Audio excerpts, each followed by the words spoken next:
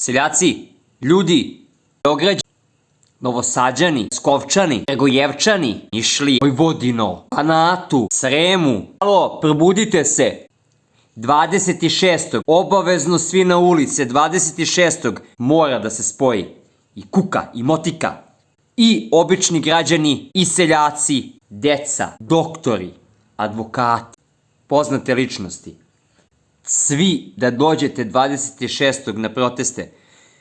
Znači sa traktorima zaustavljajte ulice, sa kombijima zaustavljajte ulice, vi koji imate kombi autobusima. Znači, 26. pokažete da vas je što više.